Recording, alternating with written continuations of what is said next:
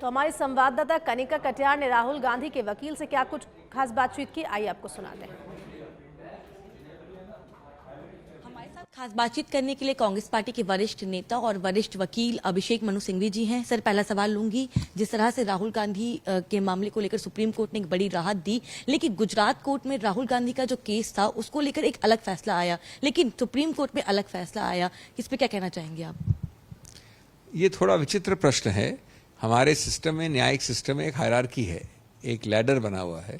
उसके अंतर्गत निचले कोर्ट को अधिकार क्षेत्र रखता है, उसके ऊपर वाला कचहरी उसको रिवर्स करने का, उसको गलत करार करने का। एक संवैधानिक एक अधिकार क्षेत्र है जो सबसे ज़्यादा उच्चतम न्यायालय के पास है, संविधान ये कहता है। तो मैं नहीं समझता कि आप आश्चर्य प्रकट कर सकती हैं कि क्यों उच्च न्यायालय को उच्चतम न्यायालय ने रिवर्स किया। उच्चतम न्यायालय ने कई बड़ी स्पष्ट गलतियां देखी हैं इस निर्णय में। सिर्फ एक उदाहरण दूं, मैं 10 उदाहरण दिए हैं आपकी प्रेस कॉन्फ्रेंस में भी और उच्चतम न्यायालय में भी, कि आपने एक ऐसे आम चीज को जिसमें अधिकतम दंड है 2 वर्ष, जो कि सिर्फ सरल कारावास 22 प्रावधानों में है आईपीसी के, सैकड़ों बाकी जघन्य माने जाते हैं, जिसमें बेल दे सकता है पुलिस कांस्टेबल, जिसमें सुलह हो सकती है आपसी निजी व्यक्तियों में, स्टेट नहीं आता जिस सुलह में, जिसमें अरेस्ट नहीं कर सकता पुलिस मैजिस्ट्रेट के वारंट के बिना, उसको जघन्य अपराध कह दिया है। ऐसा करार किया जैसे कि राहुल गांधी एक बहुत ही बड़े हैबिचुअल ऑफेंडर हैं। तो ये सब गलतियां हैं और मैं समझता हूं कि इसके लिए उच्चतम न्यायालय का जो करेक्टिव होता है, जो सही करने का एक प्रक्रिया होती है, एकदम सही रूप से उसको एक्सरसाइज किया गया है। लेकिन इस पूरे मामले को लेकर राहुल गांधी की सदस्यता को भी जो है छीन लिया गया था। अब आप लोग जो है सदस्यता को लेकर बहाली की बात कर रहे हैं। आपको लगता है कि जिस तरह से उनकी सदस्यता को खारिज किया गया, उतनी ही तेजी के साथ उनकी सदस्यता को वापस? क्या बात है, इसमें तो स्वाभाविक है, जाहिर है।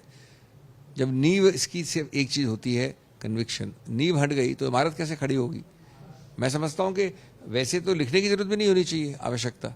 अगर सौहार्द हो, संतुलन हो, गणतंत्र के सिद्धांतों से मूल्यों को समझा जाए तो अपने आप दे देनी चाहिए। लेकिन अगर आपको शौक है तंग करने का, तो भी 24 घंटे में आपने ली थी तो 48 घंटे में दे दीजिए वापस। किस पेचीदे पीछीदे मुद्दों में आप ओपिनियन लेंगी, एक सलाह लेंगी, कागजी कार्रवाई करेंगी जिससे कि 2 हफ्ते तक बाहर रहें राहुल गांधी, और जो अविश्वास मत है मंगलवार को उसमें न बोलें? वो ये आपका उद्देश्य है क्या? सर, सवाल ये भी खड़ा होता है कि जब राहुल गांधी का फैसला उनके हक में आया तो बीजेपी कह रही है कि जिस लोकतंत्र पे राहुल गांधी और कांग्रेस पार्टी सवाल खड़ा करती थी, आज उसी लोकतंत्र की बात कांग्रेस पार्टी कर रही है। मैं समझता हूं कि ये बड़ा मजाकिया है। राहुल गांधी ने आज तक, उनकी कोई स्पीच उठा लीजिए, देश की विदेश की, ये नहीं कहा कि उनको आस्था है, विश्वास नहीं लोकतंत्र या लोकतांत्रिक संस्थाओं में। वो उनके सुधार की बात करते हैं। मैं आपको उदाहरण दूं, मैं अभी विदेश से आया हूं लेक्चर देके कि ये सुधार होने चाहिए हमारे गणतंत्र में और हमारी न्यायिक संस्था में। इसका मतलब है कि मैं देशद्रोही हूं? इसका मतलब है कि मैं वो सकारात्मक सुझाव नहीं दे सकता जिससे कि आप सुधरेंगे? ये तो एक मजाकिया चीज़ है, सिर्फ इसलिए क्योंकि उनकी एक फैक्ट्री है जिसका काम ही ये है कुतर्क करना, विकृत करना, झूठ फैलाना। तो मैं समझता हूँ लोग समझने लगे इस बात को।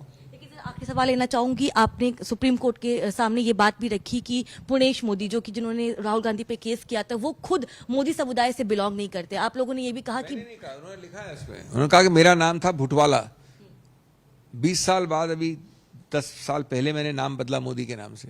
उन्होंने ये भी कहा है कि ये जो 10 नाम लिखे मैंने, घांची, मोदी, ये सब पूरे अखिल भारतीय स्तर पे फैले हुए समुदाय हैं, इनका आपसी एक दूसरे से कोई संपर्क नहीं है। ये मैं नहीं कह रहा हूं, मैं थोड़ी कह सकता हूं, ये तो उनकी एविडेंस में लिखा है। ठीक है, हमसे बातचीत करने के लिए बहुत बहुत शुक्रिया। कैमरा पर्सन केडी के साथ मैं कनिका, सच बेधड़क, दिल्ली।